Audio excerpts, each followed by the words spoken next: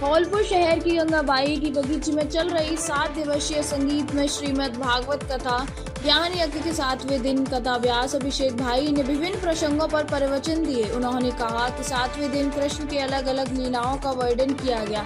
माँ देवकी के कहने पर 6 पुत्रों को वापस लाकर माँ देवकी को वापस देना, सुभद्रा हरण का आख्यान कहना एवं सुदामा चरित्र का वर्णन करते हुए कथा व्यास अभिषेक भाई ने बताया कि मित्रता कैसे निभाई जाएगी भगवान श्री कृष्ण सुदामा जी से समझ सकते हैं। उन्होंने कहा कि सुदामा अपनी पत्नी के आग्रह पर अपने मित्र से सखा सुदामा मिलने के लिए द्वारका पहुंचे। उन्होंने कहा कि सुदामा द्वारकाधीश के महल का पता पूछा और महल की ओर आगे बढ़ने लगे। द्वार पर द्वारपालों ने सुदामा को भिक्षा मांगने वाला समझकर रोक दिया। तब उन्होंने कहा कि वे कृष्ण के मित्र हैं। इस पर द्वारपाल महल में गए और प्रभु से कहा कि कोई उनसे मिलने आए। अपना नाम सुदामा बता रहे हैं। जैसे ही द्वारपाल के मुंह से उन्होंने सुदामा का नाम सुना, प्रभु सुदामा सुदामा कहते हुए तेजी से द्वार की तरफ भागे। सामने सुदामा सखा को देखकर उन्होंने उसे अपने सीने से लगा लिया। सुदामा ने भी कन्हैया कन्हैया कहकर उन्हें गले लगाया। दोनों की ऐसी मित्रता देख कर सभा में बैठे सभी लोग अचंभित हो गए। कृष्ण सुदामा को अपने राज सिंहासन पर